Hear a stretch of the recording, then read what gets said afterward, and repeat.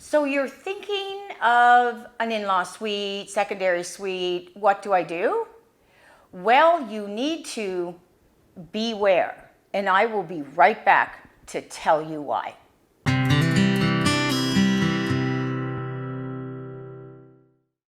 Hey Halifax, Brenda Kay here with the sweet Miss Frankie from the Halifax Home Selling Group. Thank you so much for joining us on our video today. You can hit subscribe and you'll get a new version every Thursday in your inbox.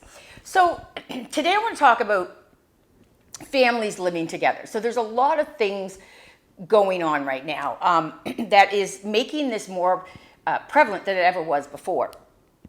One of the biggest things is home prices. You know, the home prices are skyrocketing.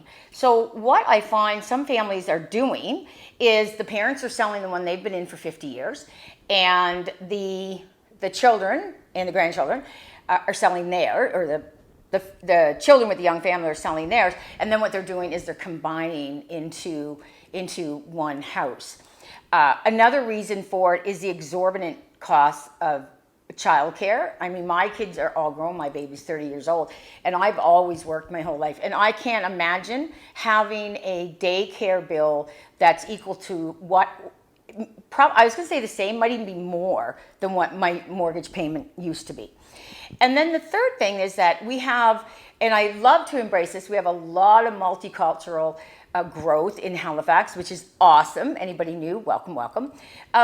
So in a lot of cultures, the children, the grown children, take care of the parents, and again, the parents definitely look after the children, of the grandchildren of the family. And I actually was blessed that I did have my mother doing that too when I was the kids growing up. But that's another story.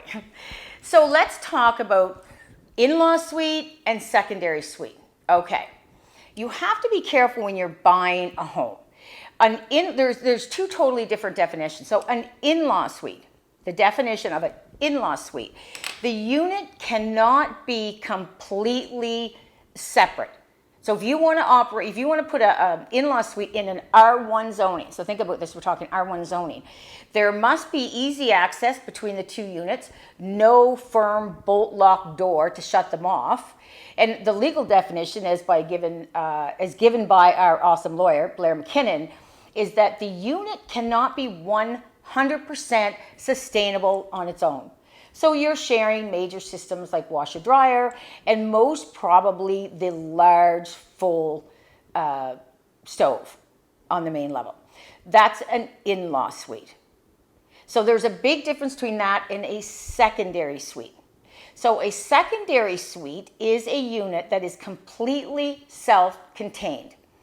When you walk in the main door of the house, you cannot access the apartment downstairs. In-law suite, the parents can walk in the main door and go right down to theirs. It's not firmly divided off from the main piece of the house. A secondary suite can have its own washer and dryer.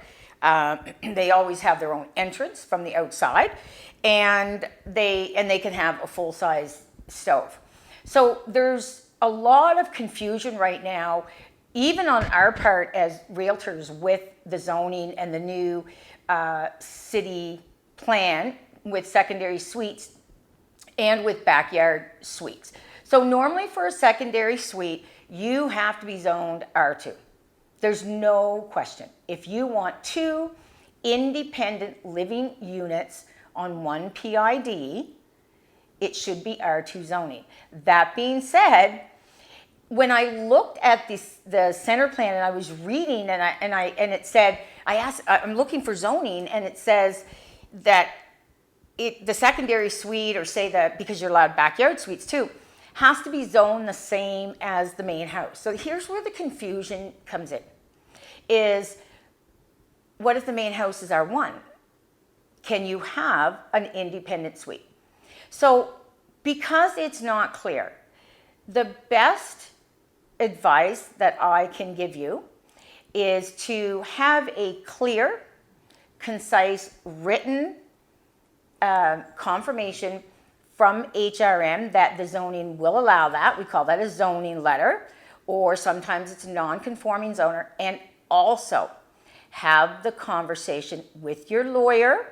Have your lawyer check it out too. That's what they're there for, is to make sure they are protecting you from things that you may not be aware of.